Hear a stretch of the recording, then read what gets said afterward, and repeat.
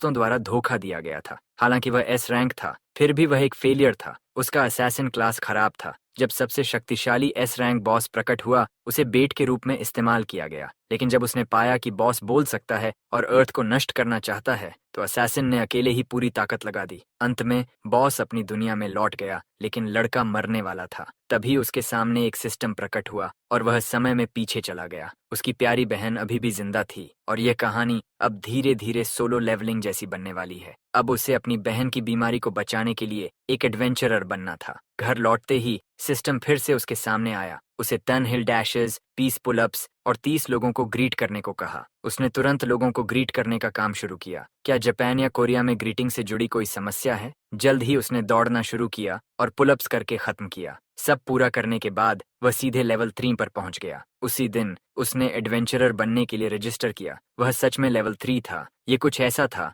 जो सामान्य रूप से 3 महीने लेता। अब उसे समझदारी से क्लास चुननी थी। अपने पिछले जीवन में वह एक फेल्ड असैसिन था, लेकिन इस बार उसने कोई क्लास चुनने का फैसला नहीं किया। सभी ने उसका मजाक उड़ाया। खत्म करने के बाद वह अपनी शॉप पर गया और सबसे बड़ी सोर्ड खरीदी जो उसने देखी। वह लगभग उससे भी बड़ी थी। साइज सब कुछ नहीं होता दोस्तों। फिर वह बिगिनर डंजन में गया, लेकिन इस बार अकेला। उसने जल्दी से स्लाइम और स्केलेटन को काटा और मैजिक स्टोन से अपना बैग भर लिया। अचानक एक रेयर ई रैंक मॉन्स्टर प्रकट हुआ। मॉन्स्टर मजबूत था, लेकिन उसने बिना क्लास चुने कोई कारण से नहीं छोड़ा था। 15 साल बाद यह पता चलेगा कि बिना क्लास वाला व्यक्ति किसी भी क्लास से 10 गुना तेजी से इवॉल्व कर सकता है। जब वह गिल्ड लौटा, रिसेप्शनिस्ट उसके द्वारा लाए गए मैजिक स्टोन्स की मात्रा देखकर प्रभावित हुई। एक एडवेंचरर यह सोचकर कि वह रेयर ई रैंक मॉन्स्टर को मारने के बारे में झूठ बोल रहा है, उसे डराने की कोशिश करता है, लेकिन उसका हाथ सफलतापूर्वक डैमेज हो जाता है। अब वह बेवकूफ़ी के लिए गलत महीने में नो फैप प्रैक्टिस करेगा। हमारा हीरो दूसरी ओर पैसे से भरा वॉलेट लेकर रोब्लॉक्स पर खर्च करने के लिए तैयार है। सिस्टम अचानक उसे अजीब मिशंस देता है। इस बार उसे स्टेशन के सामने 5 मिनट तक गाना गाना है और वहां वह था, हमारा सस्ता Michael Jackson, second hand embarrassment का डेली डोज देते हुए। खुद को शर्मिंदा करने के इनाम में उसे एक अप्रेजल रिंग मिला। बहुत कन्वीनियंट प्लॉट, मुझे पसंद आया। डंजन में लौटकर उसने घंटों तक फार्म किया और लेवल 4 तक पहुंच गया। फिर उसने अपने सारे पॉइंट्स लक में डाल दिए। क्या वह कसिनो जा रहा है या कुछ? उसने हमेशा की तरह अपना बैग स्टोन्स से भर लिया और गिल्ड लौटा। इस बार एक आदमी उसे Abish dungeon S rank red में शामिल होने के लिए इनवाइट करना चाहता था, लेकिन जब उसने बताया कि वह बस एक न्यूबी है और क्लासलेस है, तो वह हंसी का पात्र बन गया। आदमी ने उसका मजाक उड़ाया और चला गया, कहते हुए कि वह बस एक लूजर है। हमारा हीरो दूसरी ओर परवाह नहीं करता, क्योंकि उसका बैग हमेशा की तरह स्टोन्स से भरा है। लेकिन इस बार उसने किसी और का ध्यान आकर्षित किया। मजबूत टांगें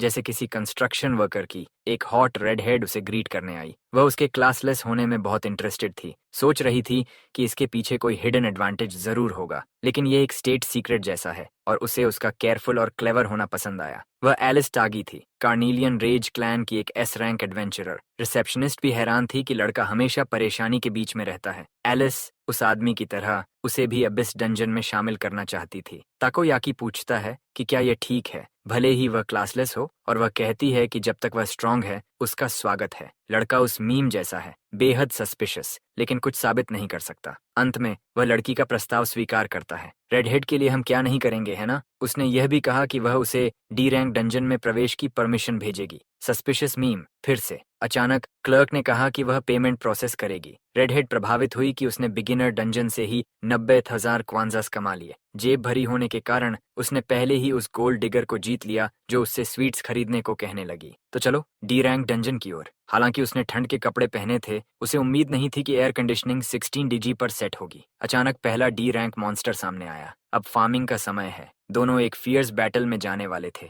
लेकिन सिस्टम ने फिर से उसे रोक दिया। उसे 60 सेकंड्स तक अपनी सांस रोकनी थी और क्योमी इस बेवकूफ़ी भरे मिशन से बहुत परेशान थी। सिस्टम का मैसेज पढ़ते ही उसने देखा कि क्रीचर का एक पंजा उसकी तरफ आ रहा है। उसे डॉज करना आसान था। लेवल 4 पर पहुंचने के बाद वह काफी मजबूत हो गया था। अब वह अटैक के लिए तैयार था। उसने क्रीचर के एक हाथ पर क्लीन कट किया, लेकिन उसने नोटिस किया कि उसका वार इतना गहरा नहीं था और उसे सिस्टम का मिशन भी पूरा करना है, 60 सेकंड्स तक सांस रोकना। कियोमी मजबूत बनने के लिए डिटर्मिन्ड है और वह पहले ही 10 सेकंड्स बिना सांस के रह चुका है। मॉन्स्टर उसकी हालत को पूरी तरह इग्नोर करता है। जब हमारा लड़का अटैक से खुद को डिफेंड करने की कोशिश करता है, वह 1 मिनट बिना सांस के उसे इटर्निटी जैसा लगता है, जब तक कि आखिरकार वह इस चैलेंज को पार नहीं कर लेता और सिस्टम उसे एक और रिवॉर्ड देता है। अपनी स्ट्रेंथ को काफी बढ़ा हुआ महसूस करते हुए कियोमी समझता है कि वह लेवल 5 पर पहुंच गया है। सोर्ड डांस का इस्तेमाल करते हुए उसने क्रीचर के शरीर को पजल की तरह काट दिया। एक और टेक्निक से उसने मॉन्स्टर को एक निर्जीव ऑब्जेक्ट में बदल दिया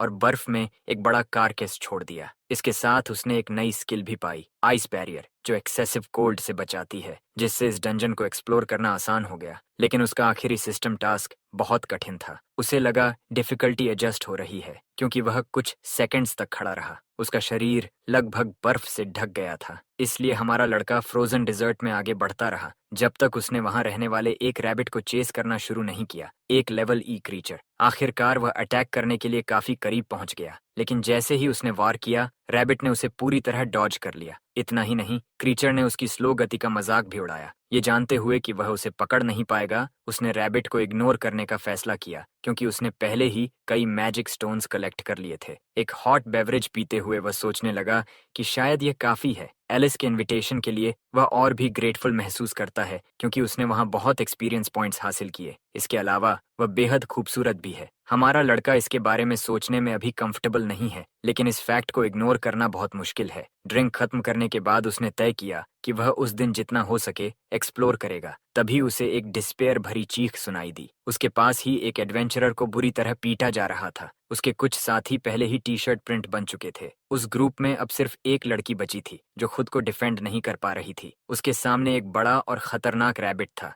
लड़की ने अपनी आंखें बंद कर लीं, वर्स्ट की उम्मीद करते हुए, लेकिन क्रीचर के उसे कुचलने से पहले हमारा प्रोटैगनिस्ट उसे बचाने पहुंच गया। क्रीचर उस जगह पर कुछ अलग स्मेल कर सकता था। ये रैबिट लेवल डी का रेयर क्रीचर है। ये बॉस रैबिट है। कियोमी को रेयर क्रीचर्स के खतरे का अंदाजा है। लड़की को जमीन पर रखने से पहले उसने एक छोटा हैंडकरचीफ निकाला और उसे उस पर रखा, कहते हुए कि वह उसकी मदद करेगा। अपनी जिंदगी में कभी अच्छा व्यवहार न मिलने और पिता का साया न होने के कारण लड़की हल्के से अफेक्शन पर ही मोहित हो गई। उसके साथियों ने समझ लिया कि उन्हें बचाया जा रहा है और उन्होंने धन्यवाद दिया, लेकिन यह भी पूछा कि वह किस क्लास का है। कायोमी कॉन्फिडेंटली बताता है कि वह किसी क्लास से नहीं है, जिससे एडवेंचरर्स चिंतित हो गए। इसके बावजूद उसने कहा कि अच्छा हुआ वह यहाँ समय पर पहुंच गया। अब सोर्ड हाथ में लेकर वह उस भयानक क्रीचर से लड़ने के लिए तैयार था। गुस्से में रैबिट ने हमला किया, क्रशिंग ब्लो के साथ उस जगह पर वार किया जहां वह खड़ा था, जिससे कई आइस स्टोन्स टूट गए। कियोमी को उस इम्पैक्ट से उड़ते डिब्री से खुद को बचाना पड़ा। उसी समय उसने रैबिट को तेजी से करीब आते देखा। करीब आते हुए क्रीचर ने अपने बड़े दांत दिखाए, जो कैरेट्स खाने के लिए नहीं बने थे।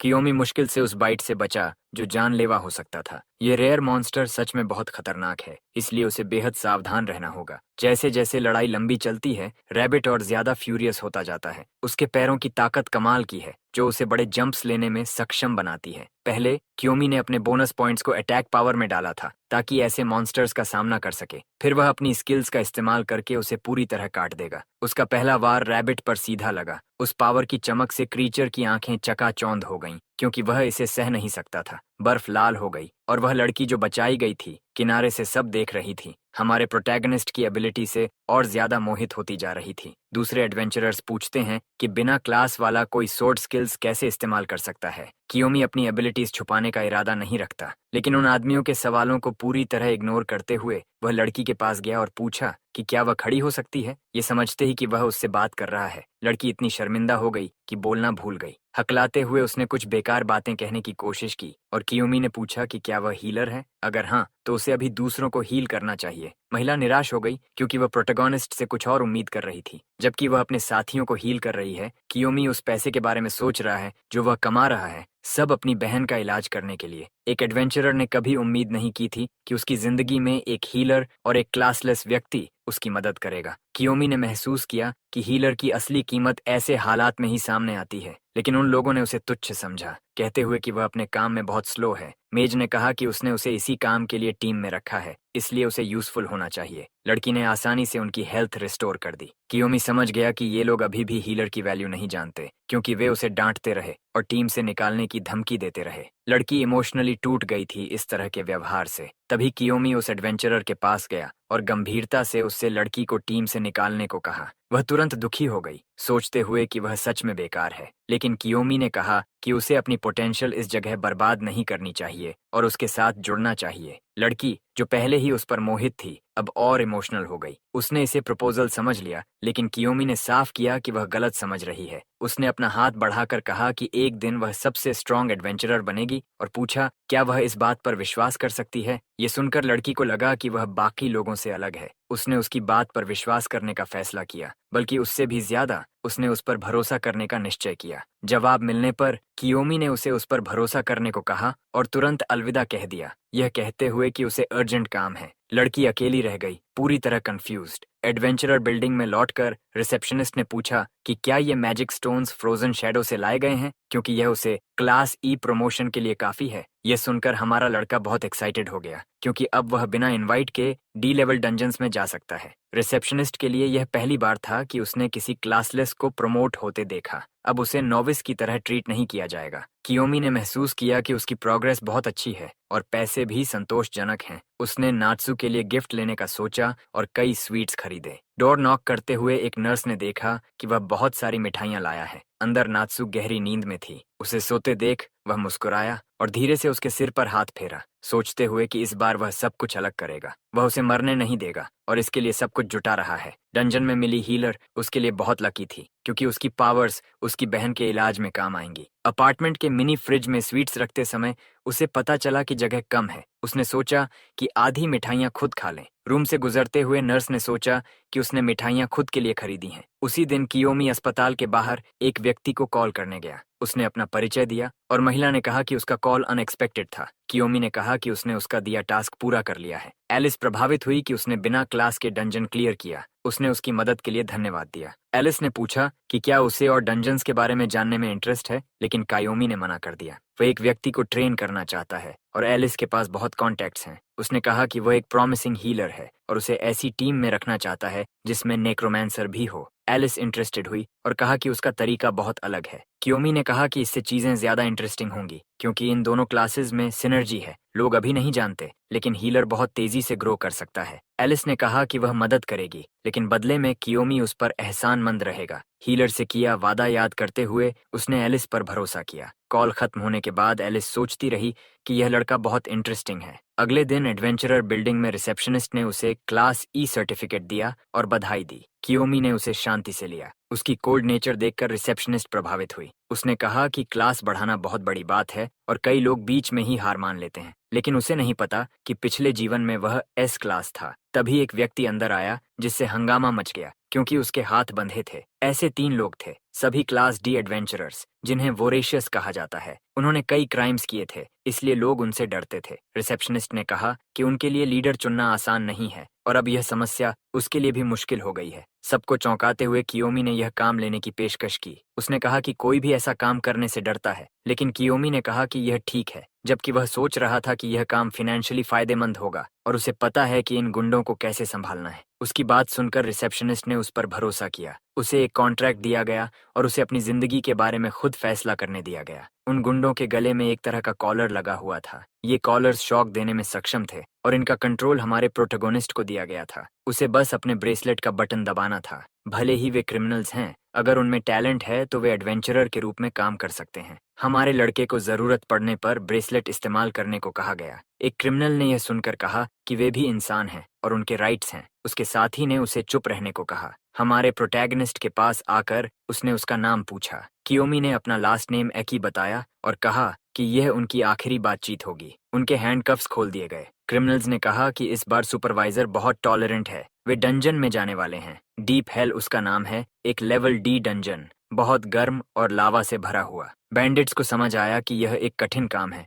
लेकिन शिकायत करने से कुछ नहीं बदलेगा क्योंकि यह एक मौका भी है। चलते चलते वे सभी रुक गए और बैंडिट्स हमारे प्रोटेगनिस्ट को देखने लगे। कुछ होने वाला था, ये समझते ही कियोमी ने ब्रेसलेट का बटन दबाया, लेकिन कुछ नहीं हुआ। तभी एक बैंडिट ने अपना कॉलर उतार दिया और बाकी ने भी वैसा ही किया। कियोमी समझ गया कि उन्होंने सिस्टम को सैबोटाज कर दिया है। उनका लीडर अपनी शर्ट उतारते हुए बोला कि उसे उससे कोई पर्सनल दुश्मनी नहीं, लेकिन उसे यहीं मरना होगा। सिस्टम ने उसे इमरजेंसी मिशन दिया कि वह सभी दुश्मनों को हराए। कियोमी समझ गया कि मिशंस उसकी जिंदगी के हालात के अनुसार आते हैं। लड़ाई शुरू होने ही वाली थी कि लावा से एक बड़ा क्रीचर निकला, एक फायरवर्म लेवल डी मॉन्स्टर सब पर हमला करने आया। उसका विशाल शरीर चट्टानों को तोड़ रहा था। कियोमी ने देखा कि वह एक क्रिमिनल पर हमला कर रहा है, लेकिन उसने अपने हाथों से ही मॉन्स्टर के जबड़े तोड़ दिए। इससे साफ था कि वे बहुत स्ट्रांग हैं और अगले क्लास के करीब हैं। कियोमी ने समझा कि वह फाइटर क्लास का है। अब उसे लगा कि जीत संभव है। वह क्रिमिनल पावर चार्ज करके कियोमी पर हमला करता है, सोचते हुए कि एक ही वार में लड़ाई खत्म होगी। कियोमी ने तेजी से डॉज किया,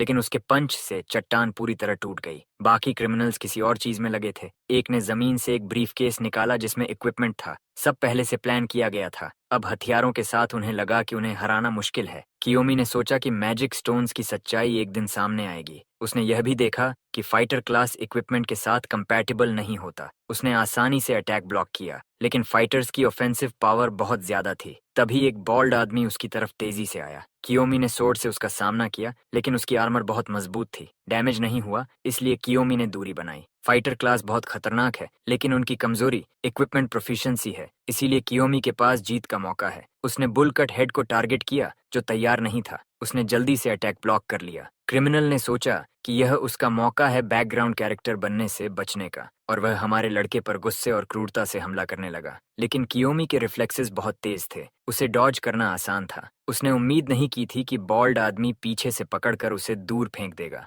इम्पैक्ट की वजह से उसकी स्वॉर्ड भी गिर गई। कियोमी खुद को संभालने की कोशिश कर रहा था क्योंकि उसकी सांस भी बिगड़ गई थी। 3 एनिमीज से एक साथ लड़ना आसान नहीं है, लेकिन अब तक की लड़ाई में वह उनकी प्रोफिशिएंसी का अंतर समझ गया था। फिर से कॉम्बैट स्टैंस लेते हुए कियोमी को लगा कि वह जीत सकता है। क्रिमिनल्स का लीडर अब कॉन्फिडेंट नहीं था और उसने अपने साथियों को पूरी ताकत से लड़ने का आदेश दिया। उन्होंने तुरंत अपनी बॉडीज को टेक्निक से स्ट्रेंथन किया। सिस्टम ने कियोमी को बताया कि उसने एक नई स्किल सीख ली है। उसी समय बुलकट हेड ने अटैक किया, सोचते हुए कि क्लासलेस कुछ नहीं कर सकता, लेकिन उससे पहले कि वह देख पाता, कायोमी की स्वॉर्ड उसके चेस्ट के पास थी। उसने एक्स से ब्लॉक करने की कोशिश की, लेकिन क्लासलेस बहुत तेजी से सीखते हैं। फिजिकल स्ट्रेंथनिंग के साथ कियोमी ने उसे काट दिया और पहला क्रिमिनल गिर गया। बॉल्ड आदमी गुस्से में उसकी तरफ दौड़ा। कियोमी ने स्वॉर्ड डांस का इस्तेमाल किया, लेकिन उसकी आर्मर ने अटैक रोक लिया। बॉल्ड आदमी समझ गया कि यह मॉन्स्टर लेवल टेक्निक है और वह रॉक्स तोड़ते हुए पास आता गया। उसने पूछा कि क्लासलेस ये कैसे कर सकता है। कियोमी ने जंप करके अटैक डॉज किया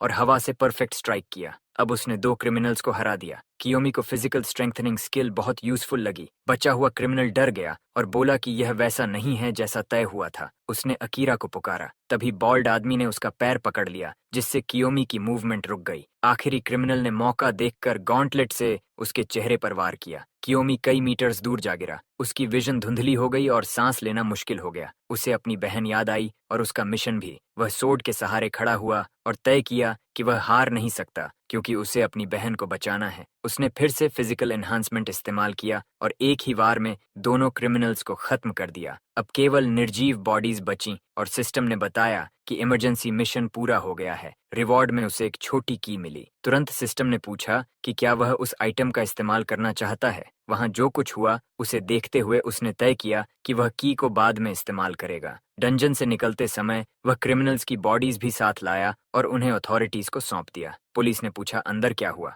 लेकिन कियोमी इतना कमजोर था कि जवाब नहीं दे पाया और जमीन पर गिर गया। तुरंत मदद बुलाई गई। एक लग्जूरियस रूम में एक आदमी को बताया जा रहा था कि उसकी प्लान्स में इंटरफियरेंस हुआ है। उसने पूछा ये किसने किया। उसे फोन पर हमारे प्रोटैगनिस्ट की जानकारी मिली। ये देखकर कि वह क्लासलेस है, उसने पूछा क्या ये मजाक है। सबॉर्डिनेट ने कहा जानकारी सही है, और वह आदमी उसमें इंटरेस्टेड हो गया। उसका नाम अकीरा है। वह मॉडल, स्ट्रीमर और अंडरवर्ल्ड से जुड़ा है। साथ ही एस क्लास एडवेंचरर और ब्लड सर्पेंट क्लैन का फाउंडर है। सब कुछ होने के बाद कियोमी अपने रूम में पुशअप्स कर रहा है। वह लगातार ट्रेनिंग कर रहा है। डंजन में लगी इंजरीज ठीक हो चुकी हैं। समस्या यह है कि वह उन क्रिमिनल्स के बारे में कुछ नहीं बता सकता, इसलिए वह ट्रेनिंग नहीं रोकता ताकि एक दिन इनविंसिबल बन सके। आराम करते हुए उसे याद आया कि उसे सिस्टम से मिली की अभी तक इस्तेमाल नहीं की है। जैसे ही उसने की हाथ में ली, सिस्टम ने फिर पूछा और इस बार उसने हाँ कहा। तुरंत एक नीली रोशनी उसके कमरे में फैल गई और वह दूसरी डायमेंशन में खिंच गया। पीछे सिर्फ उसका टॉवल रह गया। वह जमीन पर गिरा,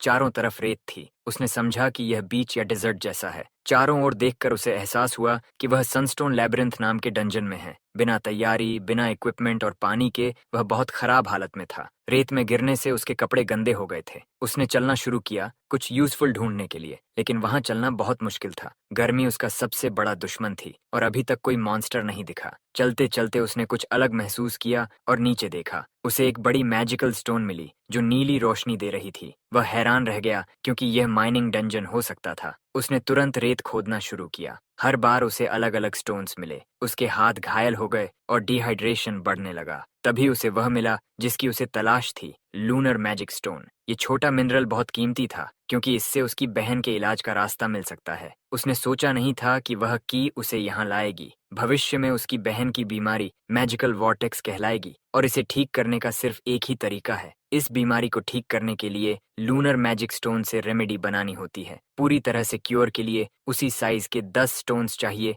जो उसे मिला है। कियोमी तुरंत डिटर्मिनेशन से भर गया और डिगिंग जारी रखने का फैसला किया। अब जब उसे पहला स्टोन मिल गया है, वह पूरी ताकत से ज्यादा खोजने लगा। लेकिन समय के साथ डिहाइड्रेशन और हीट सब कुछ मुश्किल बना देते हैं। उसके हाथ अब और सहन नहीं कर पा रहे थे और उसके घाव धीरे धीरे बढ़ रहे थे। अभी तक उसे उस स्टोन का दूसरा नमूना नहीं मिला था, फिर भी उसकी डिटर्मिनेशन खत्म नहीं हुई थी। तभी सिस्टम ने उसे नोटिफाई किया कि उस जगह को एक्सप्लोर करने का समय खत्म हो गया है और अब डंजन बंद होने वाला है। ये जानते हुए कि उसे अभी और लूनर स्टोन्स ढूंढने हैं, कियोमी बहुत चिंतित हो गया। एग्जिट पोर्टल उसके पीछे प्रकट हो गया। बचे हुए कुछ सेकंड्स का पूरा इस्तेमाल करने की कोशिश करते हुए हमारा लड़का रेत खोदता रहा, लेकिन पोर्टल की एनर्जी एक मिस्टीरियस फोर्स से उसके शरीर को खींचने लगी, जब तक कि वह पूरी तरह उस डायमेंशनल ओपनिंग में समा नहीं गया। अपनी इच्छा पूरी किए बिना ही वह आखिरकार अपनी ओरिजिनल डायमेंशन में लौट आया। लेकिन कियोमी इस बात से बहुत अपसेट था और सिस्टम से उसे वापस उस माइनिंग जगह पर भेजने की विनती करने लगा।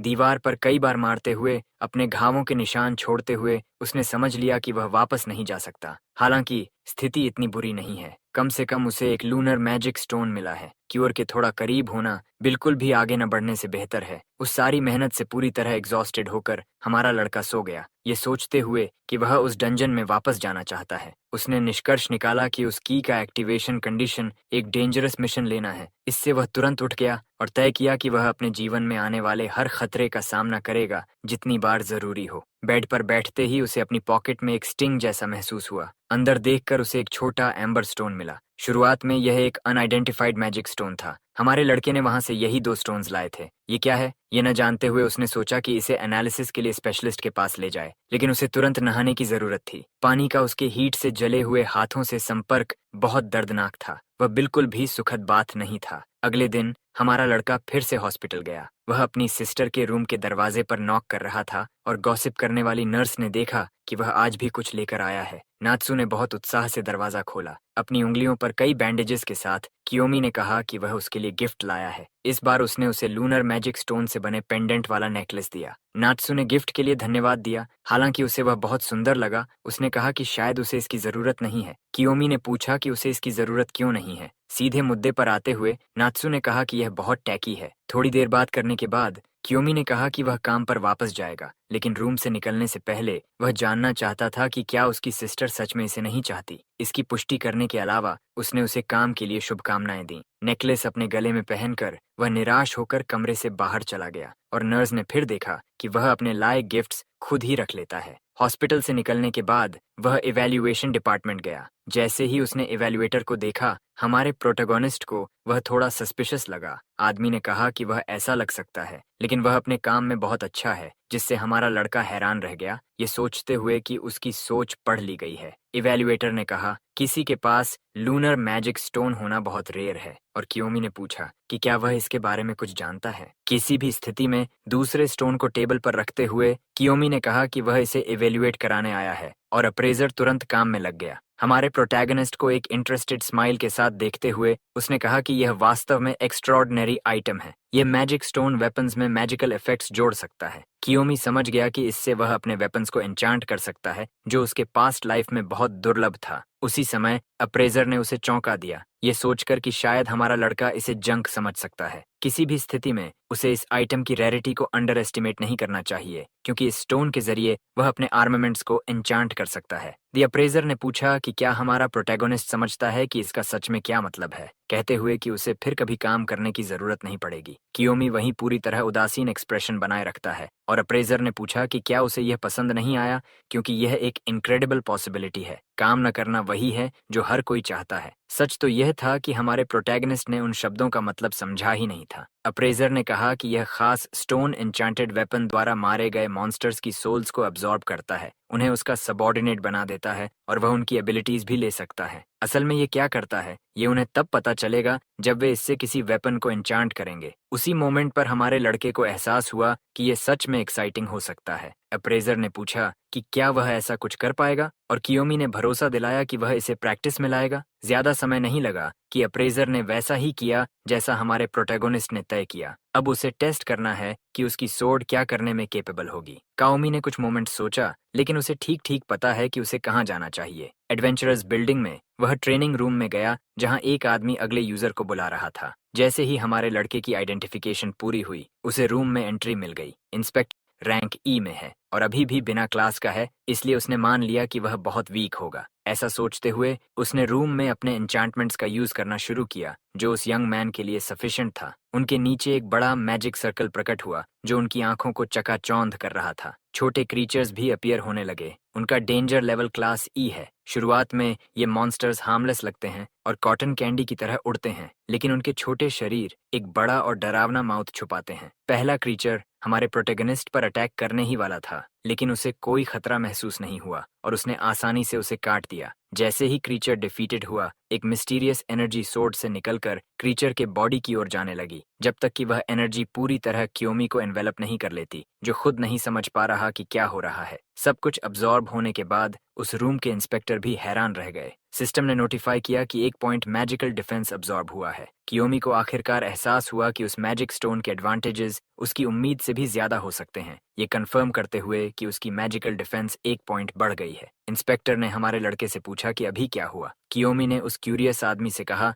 कि किसी चीज की चिंता न करे और अब एक इम्पोर्टेंट सवाल पूछना है। वह जानना चाहता था कि क्या यह समनर केवल लो लेवल क्रीचर्स ही ला सकता है। ये सिंपल कमेंट उस आदमी को चैलेंज कर गया। उसने कहा कि वह ऐसे क्रीचर्स समन करेगा जो हमारे प्रोटैगनिस्ट को हेल्प के लिए चिल्लाने पर मजबूर कर दें। इससे पहले कि वह समन कर पाता, एक आदमी रूम में आया। उसके साथ एक लड़की थी और उसने पूछा कि क्या वह उस ट्रेनिंग सेशन में ज्वाइन कर सकता है। उसने यह भी कहा कि उनसे मिलकर वह बहुत ग्रेटफुल है। इंस्पेक्टर ने साफ कहा कि टाइम कियोमी के लिए रिजर्व्ड है और दूसरे एडवेंचरर से अपनी टर्न का इंतजार करने को कहा। तभी उसने एक डार्क कार्ड दिखाया, जो बैंक द्वारा उन लोगों को दिया जाता है जो रिवॉल्विंग क्रेडिट का इम्प्रूडेंटली यूज करते हैं, और वह जो रिक्वेस्ट करेगा उसके लिए पे करने को तैयार था। पतली मूंछ वाला आदमी मास समनिंग चाहता था। अगर कियोमी भी उनके साथ ज्वाइन करे तो कोई प्रॉब्लम नहीं होगी, और हमारा लड़का इंटरेस्टेड होने लगा। इवन ऐसे समनर के लिए भी इतनी बड़ी रिक्वेस्ट का मतलब है कि उसे बहुत प्रॉफिट मिलेगा। कियोमी ने कहा कि उसे कोई प्रॉब्लम नहीं है, जबकि अंदर ही अंदर वह सोच रहा था कि वह इस इनॉर्मस पॉसिबिलिटी के लिए बहुत ग्रेटफुल है। इस सिचुएशन में इंस्पेक्टर ने कहा कि अब करने के लिए कुछ नहीं है। वहां मौजूद दोनों एडवेंचरर्स क्लास ई और डी के हैं। समनर के लिए उसे अब बिल्कुल पता है कि क्या करना है, क्योंकि उसे ऐसे मॉन्स्टर्स लाने हैं जो दोनों के लिए रीजनेबल हों। उस रूम में बड़ी संख्या में लेवल डी गॉब्लिन्स प्रकट हुए। उनकी संख्या इतनी ज्यादा थी कि हमारा प्रोटैगनिस्ट प्रभावित हो गया। वहां आए दूसरे एडवेंचरर ने समनर की एबिलिटी की तारीफ की और यह भी पूछा कि वहां खड़ा लड़का किस क्लास का है। बहुत हैरानी के साथ उसे पता चला कि हमारा प्रोटैगनिस्ट किसी भी क्लास का नहीं है। वह और उसकी साथी इस स्थिति पर मुस्कुराने लगे और हमारे लड़के को इतनी डेंजरस चीज में घसीटने के लिए माफी मांगी। इसके बाद उसने अपनी सोर्ड्स निकालनी शुरू की, ट्रेनिंग के लिए तैयार होकर। वह और उसकी साथी कॉन्फिडेंट थे कि वे सभी म्यूजिक क्रीचर्स को हरा देंगे और वे इम्पल्सिवली उनकी ओर दौड़ पड़े। बड़े ग्रुप तक पहुंचने से पहले एक मॉन्स्टर ने अटैक करने का फैसला किया, उस पर कूद पड़ा, लेकिन एडवेंचरर ने अपनी सोर्ड से उसे ब्लॉक कर लिया और उसी मौके पर एक किक से क्रीचर को सरप्राइज कर दिया। उसने अपना अटैक मॉन्स्टर की लेग्स पर एम किया, जिससे वह इम्पैक्ट से बैलेंस खो बैठा और जमीन पर गिर गया, पूरी तरह वल्नरेबल हो गया उस सोर्ड अटैक के लिए जो अगला आने वाला था। एडवेंचरर और उसकी साथी खुश थे कि वे क्रीचर्स को हरा रहे हैं। अब वह अगले पर अटैक करने के लिए तैयार है। अनएक्सपेक्टेडली बाकी सभी मॉन्स्टर्स खत्म हो चुके थे। रूम के बीच में सिर्फ हमारा प्रोटैगोनिस्ट जिंदा खड़ा था। कियोमी ने कहा कि उसने उस साइड को पहले ही संभाल लिया था। एडवेंचरर और उसकी साथी पूरी तरह डिसबिलीफ में पड़ गए। कियोमी ने उस स्ट्रेंजर को धन्यवाद दिया क्योंकि मास समनिंग बहुत एंजॉयबल चीज है। उन्हें फेयरवेल देते हुए उसने कहा कि वह उम्मीद करता है कि जल्द ही उनसे फिर मिलेगा। ट्रेनिंग रूम छोड़ने से पहले समनर के पास एक सवाल था। वह लड़के की मूवमेंट्स के बारे में और जानना चाहता था, क्योंकि बिना क्लास वाला और क्लास ई में होने वाला कोई इंसान ऐसे मूवमेंट्स नहीं कर सकता। हमारे प्रोटैगनिस्ट की आइडेंटिटी में गहरी रुचि दिखाते हुए उसने पूछा कि वह कौन है। अपनी पर्सनल लाइफ के बारे में डिटेल्स देने के इच्छुक न होते हुए कियोमी ने बस इतना कहा कि वह एक ऐसा व्यक्ति है जिसके पास कोई क्लास नहीं है, जिससे समनर पूरी तरह स्पीचलेस हो गया। उसने बस हमारे प्रोटैगनिस्ट से कहा कि वह एक दिन फिर लौटे, वादा करते हुए कि वह उसके लिए और भी पावरफुल मॉन्स्टर्स समन करेगा। कियोमी के चेहरे पर एक हल्की मुस्कान आ गई, कहते हुए कि वह इसके लिए ग्रेटफुल रहेगा। लॉकर रूम के अंदर शावर लेते हुए वह इस बारे में सोचने लगा। जितना ज्यादा वह लड़ता है उतना ही स्ट्रांग होता जा रहा है। अब बाहर कियोमी ने देखा कि वहां लोग बहुत ज्यादा एजिटेटेड हैं। एक सूट पहने आदमी उससे मिला और पूछा कि क्या हमारा लड़का एक एडवेंचरर है। उसने तुरंत इसकी पुष्टि की, जिससे वह आदमी ग्रेटफुल हो गया क्योंकि एक डंजन ओवरफ्लो चल रहा था। कियोमी इस खबर से तुरंत शॉक हो गया। उस रीजन के सभी एडवेंचरर्स को रिक्रूट किया जा रहा था। डंजन ओवरफ्लो में क्रीचर्स ह्यूमन डायमेंशन में निकल आते हैं। स्थिति सच में खतरनाक है। कायोमी को प्रिपेयर होना होगा। उसी मोमेंट सिस्टम ने उसे एक इमरजेंसी टास्क दिया। कायोमी ने समझा कि यह और भी स्ट्रांग बनने का एक बड़ा मौका है। जब लोग डेस्परेट हैं, कायोमी सोचता है कि वह इन इमरजेंसी सिस्टम मिशंस की वजह से एक्सक्लूसिव रिवॉर्ड्स का इंतजार कर सकता है, और उनमें से एक फिर से सामने आ गया। उसका ऑब्जेक्टिव है ओवरफ्लो के कारण को खत्म करना। यह ऑब्जेक्टिव उसे सोच में डाल देता है। वह हमेशा सोचता था कि इस तरह की घटना एक नेचुरल डिजास्टर है। जब वह सोच रहा था कि यह सच में एक्सीडेंटल नहीं है,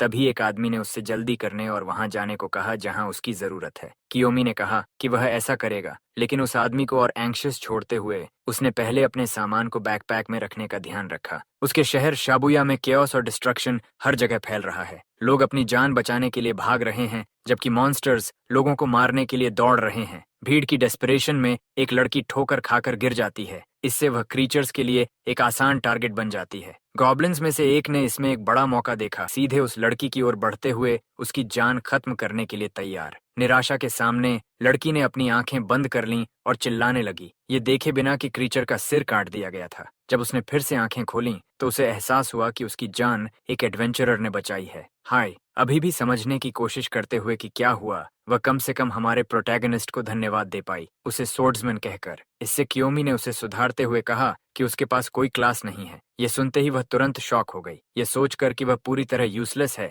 वह वहां से जितनी जल्दी हो सके भागने लगी। हमारा प्रोटैगनिस्ट इसे छिपाने की कोशिश करता है, लेकिन लोगों की इस तरह की रिएक्शन उसे अंदर से चोट पहुंचाती है। दूसरे एडवेंचरर्स भी कंटेनमेंट में मदद के लिए वहां हैं, लेकिन वे एक डेंजरस क्रीचर से टकरा गए। वे मिलकर इस मॉन्स्टर पर अटैक करने की तैयारी कर रहे हैं। अंधेरे के अंदर से वह क्रीचर निकलता है, राइस केक खाते हुए, एक हॉबगॉब्लिन, लेवल डी क्रीचर, और इस मौके पर उसने पहले ही कई लोगों की जान ले ली थी। जैसे ही एडवेंचरर्स ने उसके डेंजर लेवल को समझा, उन्होंने भागने का फैसला किया, अपने एक साथी को पीछे छोड़ते हुए। हमारा प्रोटैगनिस्ट इस लोकेशन की ओर बढ़ रहा था, भागते हुए एडवेंचरर्स से टकराते हुए। उसका अराइवल उस अकेले बचे एडवेंचरर को चौंका देता है। पूछता है कि हमारा लड़का कौन है। कियोमी तुरंत अपना परिचय देता है, कहते हुए कि वह भी एक एडवेंचरर है और लेवल ई पर है। हालांकि उसने कोई क्लास नहीं चुनी है। ये सिंपल बात दूसरे एडवेंचरर में डर पैदा कर देती है, ये सोचकर कि इस लड़के की प्रेजेंस सिर्फ और प्रॉब्लम्स लाएगी। उसने यह भी नोटिस नहीं किया कि एक व्हीकल उसकी ओर फेंका गया था। पीछे देखते हुए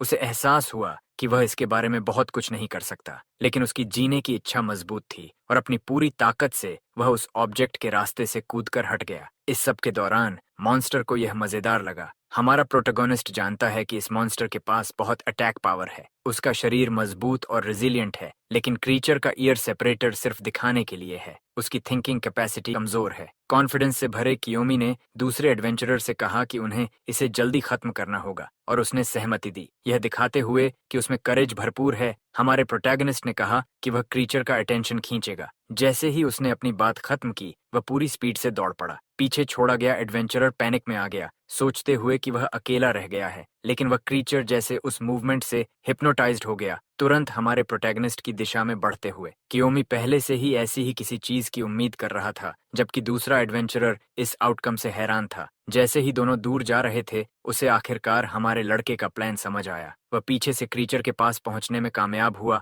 और अपनी सोर्ड से वार किया, जिससे मॉन्स्टर दर्द में तड़प उठा, लेकिन यह उसकी जान लेने के लिए काफी नहीं था। और तभी उस आदमी को एहसास हुआ कि उसे परेशानी होगी, क्योंकि वह मॉन्स्ट्रोसिटी उसे घातक वार करने वाली थी। लेकिन हमारे प्रोटैगनिस्ट की ओर पीठ कर लेने के कारण क्रीचर पर फिर से वार हुआ। इस बार ज्यादा डैमेज मिला। सिस्टम ने हमारे लड़के को नोटिफाई किया कि उसने एक अटैक पॉइंट अब्सॉर्ब कर लिया है। उस क्रीचर को हराने के बाद कियोमी ने दूसरे एडवेंचरर की ओर हाथ बढ़ाया, पूछते हुए कि क्या वह अभी भी लड़ सकता है। काफी उत्साहित होकर उसने हाँ कहा, यह कहते हुए कि वह यंगर हंटर्स से पीछे नहीं रहेगा। जैसे ही वह खड़ा हुआ, उस आदमी और हमारे प्रोटोगोनिस्ट ने एक अजीब आवाज सुनी। यह हायर लेवल एडवेंचरर्स के आने की आवाज थी। वे आखिरकार उस लोकेशन तक पहुंच रहे थे। ज्यादा एक्सपीरियंस एडवेंचरर ने कहा कि उनका काम लेवल ई से नीचे होने के कारण इनोसेंट्स की मदद करना है और स्ट्रॉन्गर लोगों को मॉन्स्टर्स से निपटने देना है। लेकिन हमारे लड़के ने उसकी बात को पूरी तरह इग्नोर कर दिया, क्योंकि वह पहले ही डेंजर की ओर दौड़ चुका था। हमारे प्रोटैगनिस्ट के साथ क्या हो सकता है, इस चिंता में वह एक्सपीरियंस्ड हंटर भी उसके पीछे जाने का फैसला करता है। कियोमी को शहर के बीच में एक तरह का पोर्टल मिला। वह जगह पूरी तरह से घिरी हुई थी और उस डायमेंशनल ओपनिंग से बहुत एनर्जी निकल रही थी। कियोमी को अपने पीछे उस हंटर की हैवी ब्रीदिंग सुनाई दे रही थी। उसे हमारे लड़के के साथ पेस बनाए रखने के लिए मेहनत करनी पड़ रही थी। जिसने उससे पूछा कि वह उसके पीछे क्यों आया। उस आदमी ने कहा कि उसने ऐसा इसलिए किया क्योंकि वह लड़का पूरी तरह अकेले एक डेंजरस जगह पर जाने की कोशिश कर रहा था। कियोमी कुछ कहने वाला था कि वह आदमी बहुत अच्छा इंसान है, लेकिन बीच में ही बदल गया और बोला कि वह आदमी असल में बेवकूफ है और वह खुद परेशान हो गया, ये समझकर कि उसने जानबूझकर अपने शब्द बदल दिए। खैर, एडवेंचरर ने कहा कि यह यंग मैन शायद स्ट्रांग हो सकता है, लेकिन अकेले जाना अभी भी इम्प्रूडेंट है। ये उसके लिए भी डेंजरस है, लेकिन वह आदमी सुनिश्चित करेगा कि वह बाद में घर लौटे और ड्रिंक करे, ये कहते हुए कि यंग मैन को भी ऐसा ही करना चाहिए और ट्रॉमेटिक और डेंजरस इवेंट से बचना चाहिए। उसने पूछा कि हमारा प्रोटैगनिस्ट उस जगह पर क्या कर रहा है। कियोमी ने कहा कि वह ओवरफ्लो के कॉज को खत्म करने जा रहा है। उस एक्सपीरियंस्ड हंटर के लिए इस तरह की घटना भी एक नेचुरल कॉज थी। और पोर्टल की ओर बढ़ते हुए कियोमी ने कहा कि वह पता लगाएगा कि यह सच है या नहीं। हमारा लड़का गेट को छूने ही वाला था। जैसे जैसे वह उस ओपनिंग के करीब गया, उसे निकलने वाली एनर्जी और ज्यादा इंटेंस हो गई। रोशनी इतनी तेज थी कि उसकी विजन चमक से भर गई, जब तक कि वह फ्लैश एक्सप्लोजन जैसा नहीं हो गया। और सच में वही हुआ। हमारे प्रोटैगनिस्ट का शरीर दूर फेंक दिया गया, जिससे दूसरा एडवेंचरर चिंतित हो गया। उस पोर्टल में प्रवेश करना संभव नहीं था, लेकिन उससे इंटरैक्ट करने की कोशिश करने पर कुछ बाहर आया। दूसरा एडवेंचरर सोचने लगा कि वह क्या हो सकता है। एक क्रीचर प्रकट हुआ। वह लेवल सी था, कुरुल्कन का एको। मॉन्स्टर सोचने लगा कि उसे कैसे खोज लिया गया, और हमारे प्रोटैगनिस्ट ने उस सिंबल को पहले कहीं देखा था। वह उस घटना में मौजूद था जिसने उसकी पिछली जिंदगी खत्म कर दी थी। जैसे ही वह प्रकट हुआ, मॉन्स्टर ने अपना रूप बदलना शुरू किया, बहुत हद तक उस ड्रैगन जैसा जो हमारे प्रोटैगनिस्ट ने हराया था। वह मॉन्स्टर उन दोनों की जान लेने के लिए तैयार था। एक्सपीरियंस्ड एडवेंचरर पूरी तरह निराश हो गया। उसे लगा कि यह उसकी जिंदगी की आखिरी एडवेंचर होगी। वह भयानक क्रीचर अटैक करने के लिए तैयार था। जैसे ही उसने अपना डिस्ट्रक्टिव अटैक चार्ज किया, उसके थ्रोट में एक खास ग्लो दिखाई दिया। कियोमी को तुरंत अपने पास्ट एक्सपीरियंसेस याद आ गए, लेकिन मॉन्स्टर का अटैक बहुत तेज था और अब उसे खुद को बचाना था। उस अटैक को ब्लॉक करने का कोई तरीका नहीं था, इसलिए एक ही ऑप्शन बचा था, भागना, और वह दूसरे एडवेंचरर को भी साथ ले गया। दोनों ने वर्स्ट होने से खुद को बचा लिया। जमीन पर गिरते हुए कियोमी ने देखा कि उस आदमी की सोर्ड लगभग पूरी तरह रस्ट हो चुकी थी। उसने सोचा कि ऐसा क्या कारण हो सकता है और निष्कर्ष निकाला कि यह टाइम का इफेक्ट है। उस क्रीचर के अटैक से किसी भी तरह हिट होना बेहद डेंजरस होगा। कियोमी उससे निपटने का तरीका सोच रहा था। आदमी ने कहा कि उसे छोड़ दिया जाए, क्योंकि वह सिर्फ एक बर्डन है। कियोमी को याद आया कि उसने पहले कहा था कि वह घर लौटेगा। उन शब्दों ने उस पुराने एडवेंचरर को भावुक कर दिया। जब वे बात कर रहे थे, क्रीचर एक और अटैक करने वाला था। कियोमी ने उसे फिर से बचाया और उस आदमी ने कहा कि वे दिन के अंत में साथ ड्रिंक करेंगे। लेकिन सबको हैरानी हुई जब कियोमी ने कहा कि वह ऐसा नहीं कर सकता क्योंकि वह अभी अंडर एज है। अब सेफ डिस्टेंस पर हमारा लड़का अपनी सोर्ड लेकर खड़ा था और आदमी ने उसे रेकलेस न होने की वार्निंग दी। कायोमी के पास पहले से ऐसे एनिमीज के खिलाफ बैटल एक्सपीरियंस है जो इस तरह टैक्टिक्स का उपयोग करते हैं। क्रीचर ने पूछा कि क्या वह सच में सोचता है कि वह यह ड्यूअल जीत सकता है और तुरंत उसकी ओर बढ़ा, इस बार फिजिकल अटैक करने के लिए। कायोमी इस अचानक स्ट्रेटेजी चेंज के लिए तैयार नहीं था, इसलिए उसे साइड में डॉज करना पड़ा। हालांकि उसने जल्दी रिएक्ट किया, फिर भी उसने क्रीचर के बॉडी को काट दिया। उसने उस मौके को नहीं छोड़ा, तुरंत सोर्ड से अटैक किया, मॉन्स्टर को हिट किया, लेकिन उसका वार ज्यादा इफेक्टिव नहीं था। उस आर्मर की हार्डनेस इतनी ज्यादा थी कि वार वापस गूंज गया और हमारे प्रोटैगनिस्ट का हाथ कांपने लगा और वह भयानक क्रीचर फिर से अपने कॉस्मिक ब्रेथ से अटैक करने लगा। कियोमी को याद आया कि एक ड्रैगन कभी अपने थ्रोट को अपने अटैक से नहीं जलाता। इसी वजह से उसके थ्रोट के बेस पर वह मैजिकल पॉइंट है और वही वह जगह है जहां उसे अपने अटैक्स फोकस करने चाहिए। ऑफेंसिव स्टांस लेते हुए उसने अपनी बॉडी स्ट्रेंथनिंग टेक्निक का इस्तेमाल किया और अपनी सोर्ड डांस अटैक को क्रीचर की ओर भेजा। मॉन्स्टर ने समझा कि उसे एक्ट करना होगा, लेकिन वह हमारे लड़के के अटैक से हिट हो गया। जैसे ही उसका वीक पॉइंट हिट हुआ, क्रीचर ने पूछा क्या वह सच में डिफीट हो गया है। कियोमी जानता है कि मॉन्स्टर के अटैक्स में बहुत मैजिकल पावर लगती है और अब जब वह एग्जॉस्टेड लग रहा है, यह उसके लिए परफेक्ट अपॉर्चुनिटी है कि वह अपने अटैक्स कंसंट्रेट करे। क्रीचर के बॉडी पर कई बार वॉर करते हुए वह उसके आर्मर को डैमेज देने में सफल हुआ और आखिरकार मॉन्स्टर के सबसे सेंसिटिव पार्ट को एक्सपोज कर दिया। अब एक्सेस मिलने के बाद कियोमी ने एक बहुत ज्यादा एफिशिएंट ब्लो दिया, जिससे दर्द क्रीचर के पूरे बॉडी में फैल गया और उसकी एगोनी की चीखें हवा में गूंजने लगीं। कियोमी को एहसास हुआ कि क्रीचर की डेस्परेट रिएक्शन डेंजरस हो सकती है, लेकिन उसी मोमेंट उसे मॉन्स्टर की टेल से जोरदार हिट लगा। इम्पैक्ट की ताकत इतनी थी कि वह दूर जा गिरा। वह खुद को रिकवर करने की कोशिश करता है, लेकिन वह विशाल क्रीचर पहले ही उसकी ओर उड़ते हुए आ रहा था, उसे फिजिकली अटैक करने के लिए तैयार। हमारे लड़के को एहसास हुआ कि उसे तुरंत एक्ट करना होगा, वरना उसकी जिंदगी खत्म हो जाएगी। तभी उसकी हैरानी के लिए मॉन्स्टर का अटैक दूसरे एडवेंचरर के शील्ड ने ब्लॉक कर दिया। उस आदमी ने अपनी जान जोखिम में डालकर हमारे लड़के को बचाया और क्रीचर को रोकने की कोशिश करते हुए पूछा कि क्या कियोमी ठीक है। ऐसी लड़ाई में वह जितनी मदद कर सकता था उसने की, लेकिन हमारे प्रोटैगनिस्ट के लिए ये काफी से भी ज्यादा था। उसी समय क्रीचर का बॉडी बिना किसी स्पष्ट कारण के कोलैप्स होने लगा। सिर्फ मॉन्स्टर ही नहीं, बल्कि शील्ड पकड़े एडवेंचरर भी हैरान था। ये सब हमारे प्रोटैगनिस्ट का काम था, जिसने पॉइजन का इस्तेमाल करके मॉन्स्टर को हराया। उसने यह स्किल पहले हॉबगॉब्लिन को हराने के बाद सीखी थी। मॉन्स्टर का बॉडी पैरालाइज्ड हो गया और वह मुश्किल से बोल पाया। हमारे प्रोटैगनिस्ट को पास आता देख उसने एक नाम कहा, करुणा, और उसी पल एक स्लैशिंग ब्लो से उसकी जिंदगी खत्म हो गई। सिस्टम ने नोटिफाई किया कि उसने एक डिफेंस पॉइंट अब्सॉर्ब किया है और वह क्रीचर को हराकर लेवल 7 तक पहुंच गया। इमरजेंसी मिशन भी पूरा हो गया और रिवॉर्ड के रूप में उसे एक मिस्टीरियस की मिली। जो कुछ हुआ उसके बारे में सोचते हुए कियोमी को लगा कि वह उस क्रीचर से फिर लड़ेगा। वहां अब सिर्फ विक्टोरियस एडवेंचरर्स बचे थे और बूढ़े आदमी ने पूछा कि यंग मैन को क्या मिला, लेकिन हमारा प्रोटैगनिस्ट अपनी सोर्ड साफ करता रहा। बूढ़े आदमी को समझ आ गया कि उसे ज्यादा सवाल नहीं पूछने चाहिए। स्ट्रेस के बाद रिलीफ आया और भले ही वे एक दूसरे को ज्यादा नहीं जानते, उस हार्डशिप की वजह से वे दोस्त बन गए और हमारे लड़के की मुस्कान यह साफ दिखाती है। उनकी मुलाकात जल्द ही सूट पहने लोगों के आने से इंटरप्ट हो गई। उनमें से एक जानना चाहता था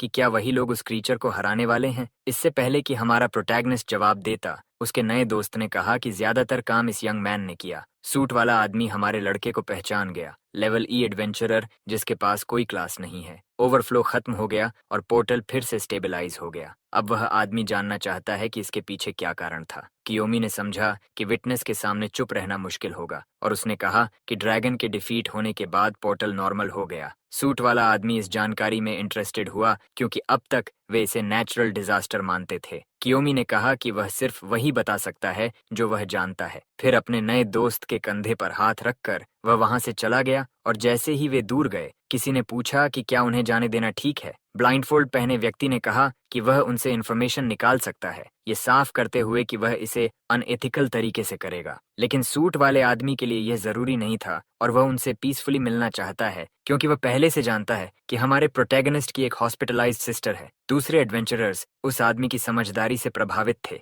वह पहले से जानता था कि एक बड़ी लड़ाई होने वाली है और स्ट्रेंथ नंबर्स में होती है, साथ ही यह मानते हुए कि कियाकी उसका ट्रम्प कार्ड बन सकता है। थोड़ी देर बाद किसी ने उसे कॉल किया और वह दूसरे छोर पर मौजूद आदमी से बात करने लगा। उसने कहा कि वह समझौते के अनुसार काम करेगा और उसे भी साथ लाएगा। ब्लड सर्पेंट्स का लीडर उत्सुकता से किसका इंतजार कर रहा था। अपने रूम के अंदर कियोमी ध्यान से कुछ टूल्स चुन रहा था और उन्हें बैकपैक में रख रहा था। इसी दौरान उसके फोन पर नोटिफिकेशन आया और उसे एक ईमेल मिला। अपनी हाल की कॉन्ट्रीब्यूशंस के कारण हमारा लड़का अगले क्लास में प्रमोट हो गया। अब वह लेवल डी एडवेंचरर है और यह सब सिर्फ लेवल 7 पर हुआ। कियोमी अपनी प्रोग्रेस को लेकर काफी उत्साहित है। इसके तुरंत बाद उसे एक और मैसेज मिला। ये उसकी सिस्टर का था जिसने कहा कि वह और फेमस हो रहा है और एक लिंक भी भेजा। कियोमी राइजिंग न्यूकमर्स में था और उसके साथ हीलर न्यामी भी थी जो शानदार काम कर रही थी। इसी मौके पर नाटू ने पूछा कि क्या उसके पास सच में कोई क्लास नहीं है और पहली बार कियोमी ने प्लॉजिबल एक्सप्लेनेशन दी, कहते हुए कि उसके पास क्लास न चुनने का एक महत्वपूर्ण कारण है।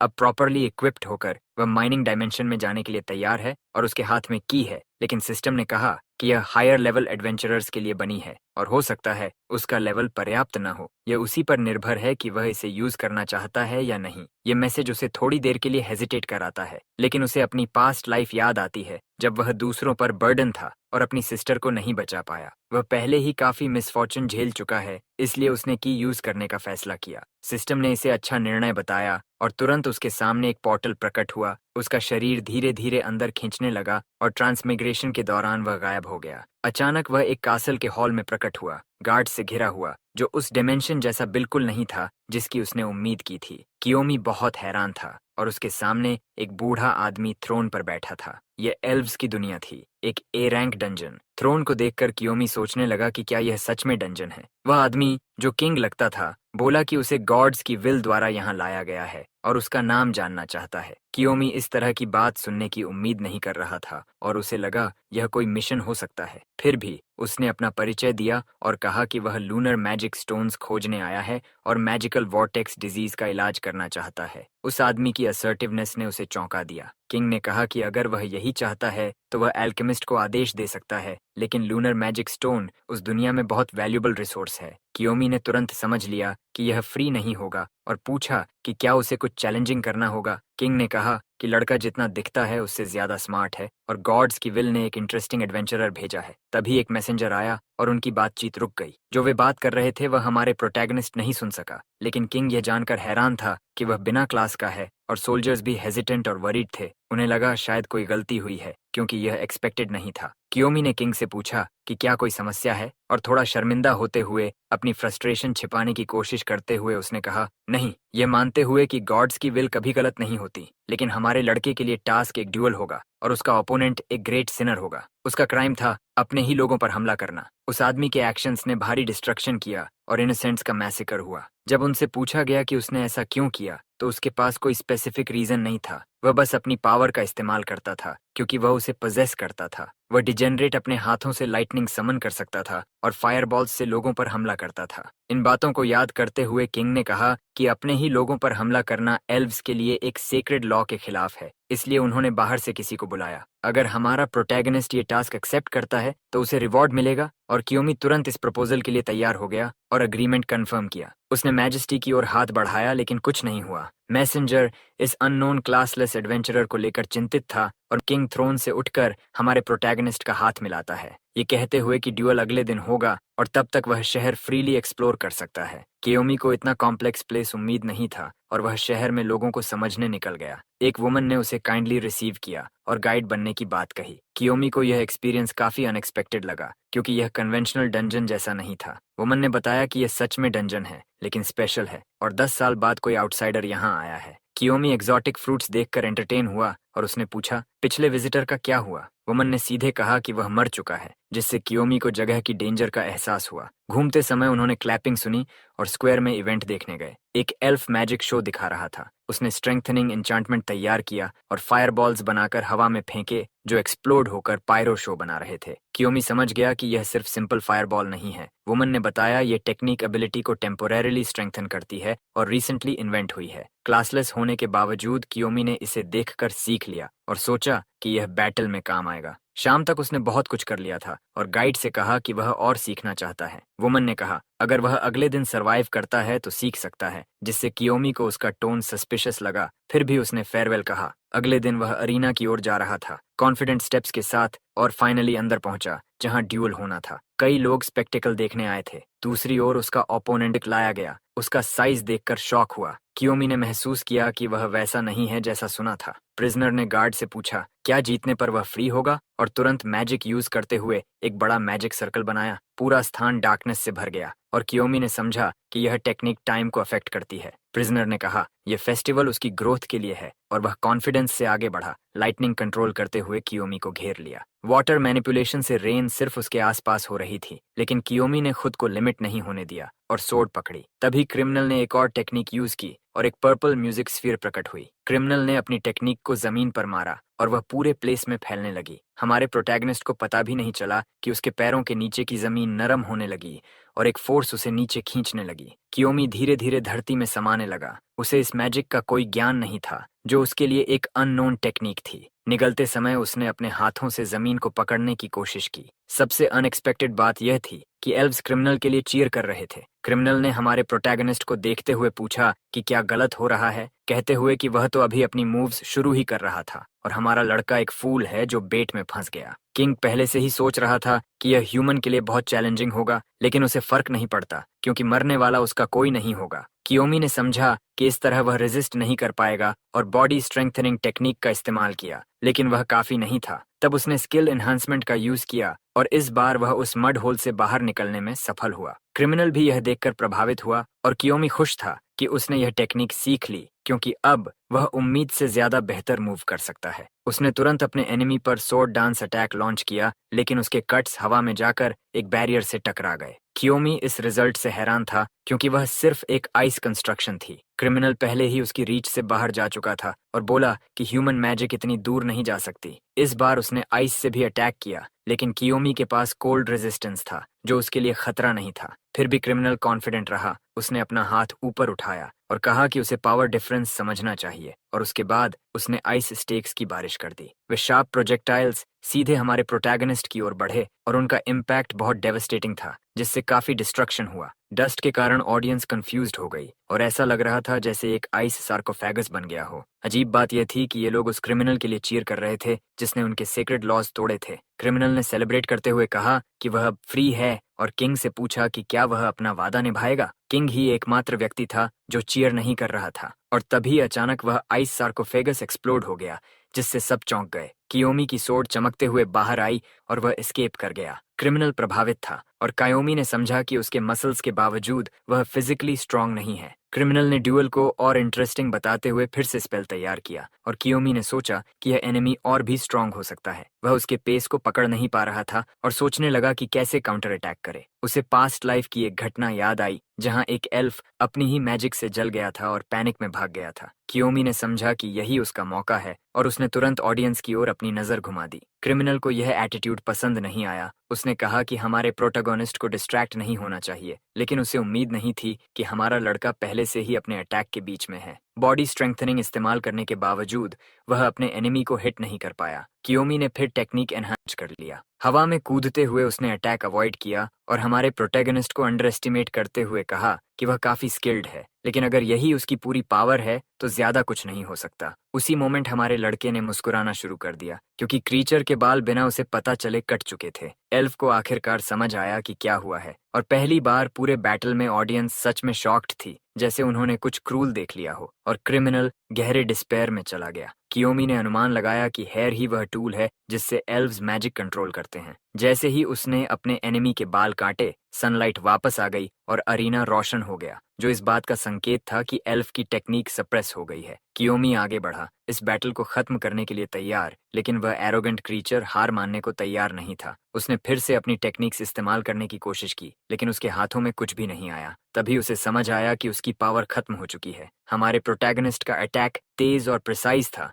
जिससे क्रिमिनल घातक रूप से घायल हो गया और उसका बॉडी जमीन पर गिर गया। सिस्टम ने नोटिफाई किया कि उसने 10 मैजिक पॉइंट्स अब्सॉर्ब किए हैं। इसके बाद किंग ने सभी को बताया कि उस आदमी का क्राइम जज हो चुका है और गॉड्स द्वारा गाइडेड एडवेंचरर को ब्लेस किया जाना चाहिए। रोज पेटल्स पूरे अरीना में फैलने लगे और किंग खुद हमारे लड़के को कंग्रेचुलेट करने आया। दोनों ने हैंडशेक किया, लेकिन किंग के मन में एक चिंता थी। उसने पूछा कि उस ह्यूमन को उनके हेयर सीक्रेट के बारे में कैसे पता चला। कियोमी ने इस सवाल पर चुप रहना चुना। किंग ने चिंता में आकर एक्स्ट्रा रिवॉर्ड ऑफर किया अगर वह सीक्रेट। किंग ने नेकलेस उसके गले में पहनाते हुए कहा कि अब उसे फर्क नहीं पड़ता कि उसने यह जानकारी कैसे पाई, लेकिन अगर वह इस ओआर को एन्चांटर को दिखाएगा तो वह इसका उपयोग समझ जाएगा। किंग ने आखिरी बात कहने की कोशिश की, लेकिन कियोमी ने पहले ही प्रॉमिस निभाने का भरोसा दिया। उसे लूनर मैजिक स्टोन्स भी मिले, एक छोटे बैग में जरूरत से ज्यादा। सर्विस के बदले किंग ने बताया कि उस ओआर को क्राफ्ट किया जा सकता है। कियोमी को इसके बारे में कुछ पता नहीं था और उसने तुरंत और जानकारी मांगी, लेकिन तभी पोर्टल प्रकट हो गया। किंग ने फेयरवेल कहा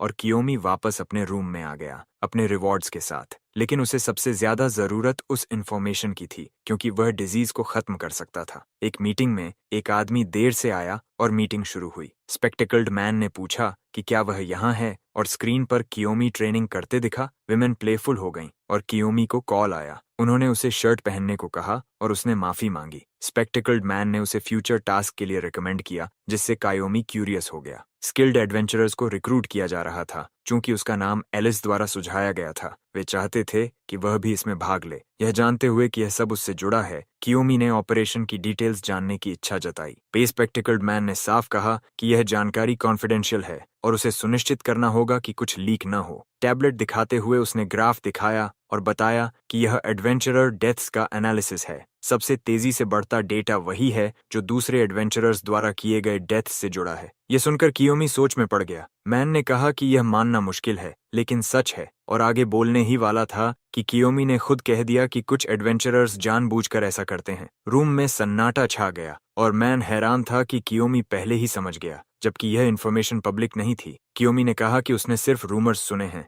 लेकिन सच में वह अपनी पास्ट लाइफ से सब जानता था। उसने सोचा कि उसे इन लोगों को हंट करने के लिए हायर किया जाएगा, और मैन ने बताया कि जो ऑर्गेनाइजेशन एडवेंचरर्स को हंट करती है वह उनके ट्रैप में फंस चुकी है और वे सबको पकड़ना चाहते हैं। कियोमी ने प्लान समझ लिया और मैन उसकी इंटेलिजेंस से खुश हुआ। उसने कहा, ये डेंजरस मिशन होगा, लेकिन रिवॉर्ड्स बड़े होंगे और रेप्यूटेशन भी बढ़ेगी। उसने यह भी कहा कि कियोमी मेडिकल एक्सपेंसेस पर बहुत खर्च कर रहा है और यह ऑफर उसके लिए अच्छा है। कियोमी हैरान नहीं हुआ कि उसे उसकी सिस्टर के बारे में पता है और उसने अग्री कर लिया। उसने प्लान की डिटेल्स मांगी ताकि वह प्रिपेयर कर सके। मैन ने बताया कि ऑर्गेनाइजेशन का लीडर एक एस क्लास एडवेंचरर अकीरा बाबाजोनो है। इसी दौरान अकीरा एक ह्यूज क्रीचर से लड़ रहा था और उसका एक्शन ब्रॉडकास्ट हो रहा था। उसने बताया कि मॉन्स्टर रैंक बी है और सही स्ट्रेटजी से इसे हराना आसान है। क्रीचर ने अटैक किया, लेकिन अकीरा ने आसानी से डॉज किया और उसके वीक पॉइंट को दिखाते हुए कई कट्स लगाए, जिससे उसका नेक कट गया। वह सोशल मीडिया पर काफी पॉपुलर है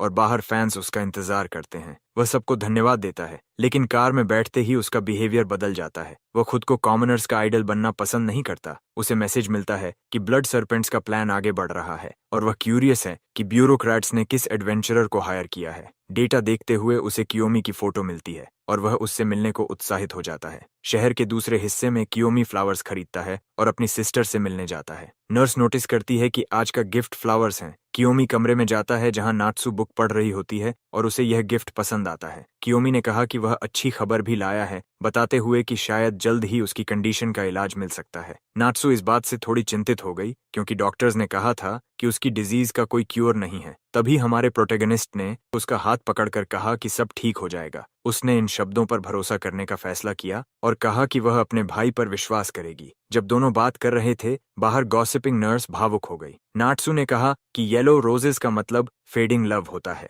जैसे अंत करीब हो। बेचारा कियोमी यह नहीं जानता था और उदास होकर रूम से बाहर निकल गया। जबकि नर्स फिर से उसकी गिफ्ट देने की कमी को देख रही थी। हॉस्पिटल के बाहर हमारे लड़के ने कॉल उठाया। एलिस से बात करते हुए उसने कहा कि वह जॉब के बारे में जानता है और वुमन ने कहा कि अगर वह एक्सेप्ट करे तो उसे बहुत खुशी होगी, क्योंकि वह इस बार पार्टिसिपेट नहीं कर पाएगी, लेकिन स्किल्ड लोग मौजूद होंगे। उनमें अकीरा और इचिनोस भी हैं जो बहुत स्ट्रांग हैं, लेकिन हमारा प्रोटैगनिस्ट इस पर विश्वास नहीं करता क्योंकि अकीरा एक असैसिन है जिसे वह वीक क्लास मानता है। एलिस ने पूछा कि क्या जॉब के बाद वे डेट पर जा सकते हैं, जिससे हमारा प्रोटैगनिस्ट अनकंफर्टेबल हो गया। उसने कहा कि वह उससे ज्यादा टैलेंटेड है जितना उसने सोचा था, इसलिए वह उसे बेहतर जानना चाहती है। कियोमी ने कहा कि वह इस रिक्वेस्ट पर विचार करेगा और कॉल खत्म करते हुए एलिस ने कहा कि वह इसके लिए उत्साहित है। उसी मोमेंट हमारे लड़के को एहसास हुआ कि उसने टैसिटली डेट कंफर्म कर दी है। एडवेंचरर्स के पास वापस मैन विद ग्लासेस ने सबका धन्यवाद किया और कहा कि वे उन लोगों को खत्म करेंगे जो सोसाइटी के खिलाफ साजिश कर रहे हैं। ये टास्क आसान नहीं होगा, लेकिन उसे सभी की म्यूजिक एबिलिटीज पर भरोसा है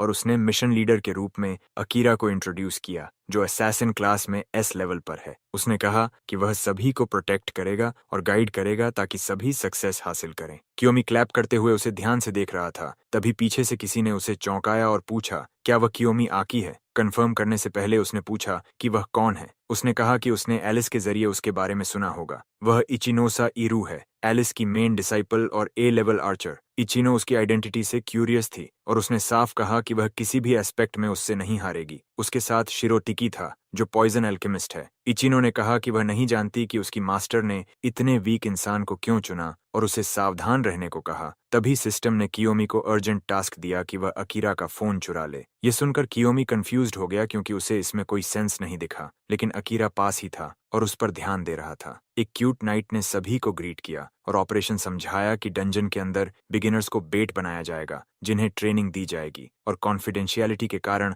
उन्हें कुछ पता नहीं होगा। ब्लड सर्पेंट्स और उनके क्रिमिनल्स इस बेट में फंस चुके हैं और बिगिनर्स पर हमला करेंगे, तब अटैक स्क्वाड आएगी और उन्हें खत्म कर देगी। कियोमी अब प्लान समझ चुका था। प्लेन के अंदर बैठा वह अपने टारगेट अकीरा पर नजर रख रहा था जो एडवेंचरर्स के साथ कैजुअली बात कर रहा था और हमेशा लोगों से घिरा था। कियोमी को अभी तक उसका फोन चुराने का मौका नहीं मिला और जब वह अपने टारगेट पर नजर रख रहा था तब कोई और भी उस पर नजर रख रहा था। इचिनोस जानना चाहती है कि क्या उसके पास सच में कोई क्लास नहीं है। बार बार वही सवाल सुनकर थक चुका कियोमी उसकी अचानक अपीयरेंस से चौंक गया और फिर से वही जवाब दिया। उसने नोटिस किया कि हमारा लड़का लगातार अकीरा को ऑब्जर्व कर रहा है और पूछा क्या वह उसका फैन है। सच्चाई छिपाते हुए कियोमी ने कहा कि ऐसा समझा जा सकता है, लेकिन इचिनोस ने तुरंत समझ लिया कि वह झूठ बोल रहा है और जानना चाहती थी कि उसने ऐसा क्यों कहा। उसने ध्यान दिया कि कायोमी हमेशा अकीरा के फुट पोजीशन को देखता है, जैसे वह प्रे के ओपनिंग का इंतजार कर रहा हो। इचिनोस यह सब इसलिए नोटिस कर पाई क्योंकि वह एक आर्चर है और ग्लांसेस को पकड़ने में माहिर है।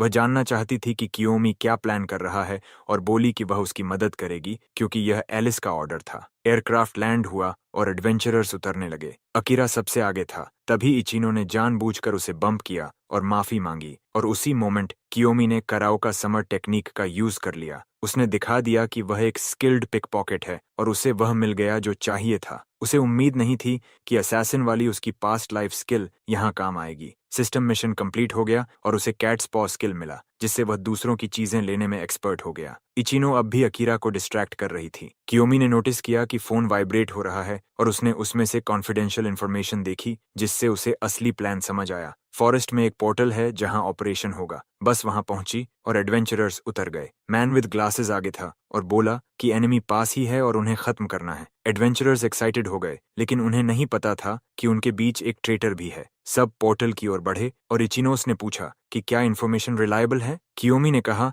कि ब्रेकफास्ट न खाने की वजह है और यह मिशन अलग होने वाला है। उसने उसके शोल्डर पर हाथ रखा और कहा कि वह सब संभाल लेगा, लेकिन इचिनो अभी भी चिंतित थी और बोली कि वह स्ट्रांग बनने की कोशिश न करे क्योंकि उसके पास क्लास नहीं है। अकीरा सभी को मोटिवेट कर रहा था और सब एक्साइटेड थे, लेकिन कियोमी और इचिनोस को सच्चाई पता थी और वे उसे शक की नजर से देख रहे थे। इचिनोस ने समझा कि अकीरा बहुत डेंजरस है, लेकिन कियोमी ने उसे काम रहने को कहा और खुद पोर्टल में चला गया। इचिनोस ने उसे देखकर समझा कि एलिस क्यों उससे प्रभावित है। पोर्टल उन्हें ई रैंक डंजन में ले गया जो फ्यूडल जापान जैसा था। बिगिनर्स आगे बढ़ रहे थे और गेट के पास पहुंच रहे थे, तभी एक एक्सप्लोजन हुआ और रास्ता ब्लॉक हो गया। उन्होंने पीछे देखा तो सस्पिशियस लोग उन्हें घेर चुके थे। डर के मारे उन्होंने पूछा ये कौन है, लेकिन जवाब अटैक के रूप में मिला। एक वुमन ने मैजिक से एक एडवेंचरर को गिरा दिया और बाकी डर गए। आई पैच वाला क्रिमिनल बोला अब मजा आएगा। तभी अकीरा की टीम आई और बोली कि वे सही समय पर आए हैं। अब क्रिमिनल्स घिर गए थे। एक्सटर्मिनेशन स्क्वाड ने कहा कि वे उन्हें खत्म करेंगे और अकीरा ने चाम दिखाते हुए नॉविसेस से माफी मांगी। उसकी प्रेजेंस से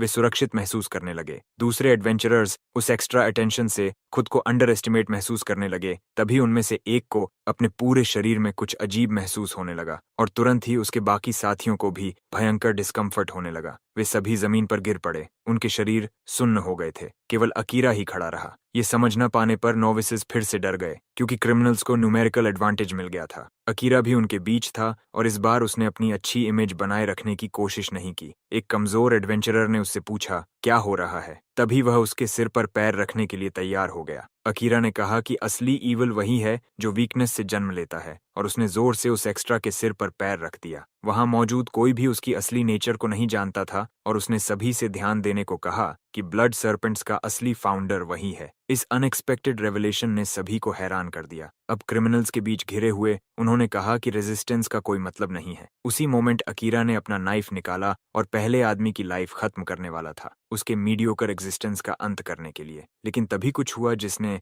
नाइफ को टारगेट तक पहुंचने से रोक दिया। जमीन पर पड़ा वह आदमी इतना कमजोर था कि समझ भी नहीं पाया क्या हुआ। हमारे प्रोटोगोनिस्ट ने उस अटैक को इंटरसेप्ट कर लिया और एक बड़ी ट्रेजेडी होने से रोक दिया। अकीरा ने तुरंत उसे पहचान लिया और पूछा कि वह अभी भी इतना एनर्जेटिक क्यों है। कियोमी ने कहा कि उसने अपनी एपेटाइट खो दी है और साथ ही यह भी दिखाया कि उसके पास सेल फोन है। विलन को यह देखकर झटका लगा और इचिनोज भी उसके साथ थी, जिसने कभी नहीं सोचा था कि चीजें इस तरह खत्म होंगी। लेकिन अकीरा इस सिचुएशन से काफी एक्साइटेड हो गया। उसे समझ आ गया कि उसका फोन चोरी हो चुका है और पूरे दिन का प्लान लीक हो गया है। उसने कहा कि हमारा प्रोटैगनिस्ट एक कंपल्सिव थीफ है और उसने ये इन्फॉर्मेशन दूसरों के साथ शेयर नहीं की, जो यह दिखाता है कि वह अपनी सिचुएशन की सीरियसनेस नहीं समझता। कियोमी को मजबूरी में यह मानना पड़ा क्योंकि वह फोन अनलॉक नहीं कर पाया था और केवल कुछ मैसेज ही देख पाया था। इचिनो ने कहा कि भले ही उन्हें सब कुछ न पता हो, लेकिन उसे एक स्ट्रॉन्ग हंच है। उसने पॉइजन एल्केमिस्ट की ओर इशारा किया, जिसने बेपरवाही से एक छोटा वायल दिखाया और बताया कि उसी सब्सटेंस ने सबको गिराया। अकीरा ने नार्सिसिस्ट की तरह क्लैप करते हुए कहा कि उन्हें उनकी कोशिश के लिए क्रेडिट देना चाहिए, लेकिन वे इतने एनिमीज के खिलाफ कुछ नहीं कर सकते, खासकर जब उनमें से एक सिर्फ लेवल डी है। और सभी हंसने लगे। इचिनोस बहुत चिंतित हो गई और उसने कहा कि वह टाइम खरीदेगी और कियोमी को अथॉरिटीज को इन्फॉर्म करना चाहिए। उसने अपने एरोज पकड़ते हुए कहा कि उसे यह करना चाहिए, लेकिन कियोमी ने मना कर दिया और कहा कि उसे इन क्रिमिनल्स से निपटने के लिए हायर किया गया है। इचिनो उसके स्टांस से इरिटेटेड हो गई, लेकिन कियोमी ने उसे चिंता न करने को कहा और उसे न्यूज डिलीवर करने के लिए कहा। इचिनोस और भी डिटर्मिन्ड हो गई क्योंकि एलिस ने उसे कियोमी की प्रोटेक्शन का ऑर्डर दिया था। कियोमी उसकी सिंसेरिटी की सराहना करता है और नहीं चाहता कि उसकी लाइफ इतनी जल्दी खत्म हो। तभी अकीरा अचानक उसके पीछे प्रकट हुआ और पूछा, क्या वे बात खत्म कर चुके हैं? क्योंकि उसे इतनी एजिलिटी की उम्मीद नहीं थी। कियोमी डर गया क्योंकि यह असैसिन की शैडो स्टेप टेक्निक थी जिसे वह अच्छी तरह जानता है, और अकीरा ने कहा कि वह काफी समय से उसमें इंटरेस्टेड था और अब वह सबकी लाइफ यहीं खत्म करेगा। इन शब्दों ने न्यूकमर्स को गहराई से डरा दिया। कियोमी के पास डरावने अंदाज में आते हुए उसने पूछा कि क्या वह उसे रोक सकता है। उसी मोमेंट उसने अपने सभी मिनियंस को बुलाया और कहा कि वे उन लोगों के साथ जो चाहें करें और यह भी सुनिश्चित करें कि वे अकीरा को उस वायलेंस से एंटरटेन करें। ये ऑर्डर देने के तुरंत बाद विलन शैडोज में गायब हो गया। अब हमारे प्रोटैगनिस्ट को उन सभी एक्स्ट्रा से लड़ना था। सोर्ड पकड़ने से पहले ही इचिनोस ने एरोस लेकर पोजीशन ले ली और कई क्लाउन्स को हिट कर दिया। उसके अटैक्स बेहद प्रिसाइज थे और कुछ वहीं गिरकर सड़ने लगे। फिर भी एनिमीज बहुत ज्यादा थे। एक आंख वाला एनिमी खुद को लकी मान रहा था। गर्ल उसकी आखिरी आंख पर निशाना लेने वाली थी, लेकिन कियोमी ने उसे अकेले लड़ने नहीं दिया। उसका नाम पुकारते ही वह समझ गई और झुककर कियोमी को कई एनिमीज काटने दिया। बैटल शुरू होते ही कई एक्स्ट्रास खत्म हो गए। कियोमी ने कहा कि क्लास न होना सबसे पावरफुल चॉइस है और इचिनोस चौंक गई। तभी उनके बीच एक छोटा वायल फेंका गया। उन्हें समझने में समय लगा। इचिनोस को अचानक समझ आया और उसने कियोमी को हटने को कहा। वायल टूटते ही टॉक्सिक स्मोक फैल गया और दोनों अलग हो गए। पॉइजन वीडो बोला कि वह उसका ओपोनेंट है क्योंकि दोनों लेवल ए हैं और वह इसे एमिकेबली खत्म करना चाहता है। इचिनोस गुस्से में थी और एरोज तैयार किए। उसने साफ कहा कि वह जल्दी खत्म करेगी, लेकिन वीरडो बोला कि स्ट्रेंथ ही सब कुछ नहीं है, आइचोस ने कहा उसे ऐसे लोग पसंद नहीं, और वह बोला पर्सनैलिटी मैटर्स। उसने पॉइजन वायल्स फेंके। इचिनोज ने हवा में ही एरोज से तोड़ दिए, लेकिन एक वायल अलग था जो जमीन पर गिरते ही चेन रिएक्शन से एक्सप्लोजन बना। इचिनोज उसमें घिर गई। वीरडो खुश हुआ, लेकिन अचानक एरो उसकी क्लैविकल में लगा। इचिनो ने कहा एरोज हमेशा सामने से नहीं आते। वीरडो घायल होकर गिर पड़ा। इचिनोज ने पूछा कियोमी जिंदा है या नहीं, और देखा कई एनिमीज पहले ही मारे जा चुके थे। तभी अकीरा ने मौका पाकर पीछे से अटैक किया। कियोमी को खतरा महसूस हुआ, लेकिन रिएक्ट नहीं कर पाया। फिर भी उसने बड़ा नुकसान रोका और चेस्ट पर हल्का वूंड लिया। अकीरा बोला असली एक्शन अब शुरू हुआ है, और कियोमी समझ गया कि उसकी स्पीड बहुत ज्यादा है। इचिनोज ने भी मूवमेंट नहीं देखा और उसे भागने को कहा। अकीरा फिर शैडोज में छिप गया। कियोमी रिएक्शन छिपाने की कोशिश करता है, लेकिन मुस्कुरा देता है। इचिनोज को यह अजीब लगता है, और उसी समय शैडोज फिर उभरती हैं। कियोमी तैयार था और उसने अपनी ब्लेड बूमेरैंग की तरह फेंकी, जिससे अकीरा समझ नहीं पाया कि क्या हो रहा है। उस सोर्ड ने उसकी शैडो में खुद को एम्बेड कर लिया था, और वह ठीक ठीक जानता है कि इसका क्या मतलब है। उसकी पूरी बदकिस्मती से हमारा प्रोटैगनिस्ट कई सालों तक एक एक्सीलेंट असैसिन रहा है और उसके सभी सीक्रेट्स जानता है। अकीरा ने तुरंत हमारे प्रोटैगनिस्ट की सोर्ड को किक कर दिया। वह इस कोइंसिडेंस को इग्नोर नहीं कर सका और पूछा कि हमारे लड़के को शैडो स्टेप्स की वीकनेसेस कैसे पता है। कियोमी ने कहा कि वह असैसिन्स के बारे में थोड़ा जानता है, लेकिन यह जवाब अकीरा को संतुष्ट नहीं कर पाया, जो हमारे लड़के को मिस्ट्रीज से भरा मानता है। अपनी उंगली काटने ही वाला था। उसने पूछा कि क्या वह जानता है इसका क्या मतलब है। अपने आप पर एक छोटा वूंड बनाकर उसने अपना टोमेटो जूस अपनी शैडो की ओर गिराया। जैसे ही वह उससे कांटेक्ट में आया, एक बड़ी रिएक्शन शुरू हुई और शैडोज और भी बड़ी हो गईं। बेकार बिगिनर्स का ग्रुप अभी भी डरा हुआ था। इचिनोज अटेंटिवली कॉम्बैट देख रही थी और उसके द्वारा बनाई गई शैडोज और बड़ी होती जा रही थीं।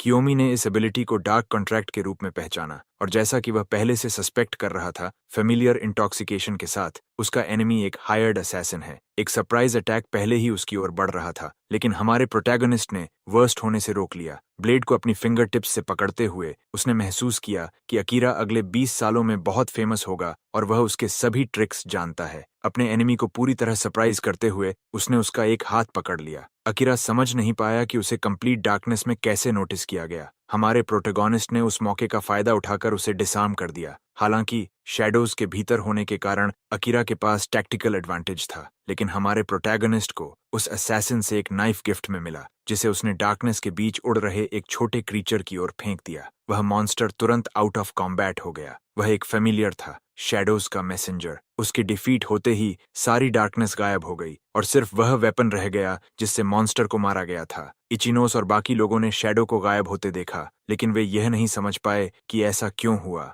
अकीरा ने अपना नाइफ फिर से उठा लिया और कहा कि हमारा प्रोटैगनिस्ट ऐसे बिहेव कर रहा है जैसे उसे असैसिन्स के बारे में सब कुछ पता है। कियोमी सच्चाई बताने में इंटरेस्टेड नहीं था। अकीरा ने कहा कि हमारा लड़का एक फंडामेंटल ट्रूथ इग्नोर कर रहा है। ये कहते ही वह गुस्से में उस पर टूट पड़ा, लेकिन उसका अटैक ब्लॉक हो गया। इचिनो देखती है कि वो उसके पीछे छुपा था और डर जाती है। प्रोटैगनिस्ट अब उसकी पोजीशन जानकर लड़ाई जारी रखने के लिए तैयार है और अपने हाथ में एक आइस सोर्ड लाता है। ऐसे कई सोर्ड से वो एनिमी की पोजीशन को पूरी तरह घेर लेता है। अकीरा एक बार फिर भागने की कोशिश करता है, लेकिन प्रोटैगनिस्ट उसे मौका नहीं देता। उन सभी सोर्ड्स को उसकी तरफ भेज देता है। भागते समय ब्लेड्स जमीन पर जोर से गिरती हैं और वो बीच में ठोकर खाकर गिर जाता है। समझने की कोशिश में उसे पता चलता है कि उसके पैर फ्रीज हो चुके हैं। नार्सिसिस्ट अब डर में डूब चुका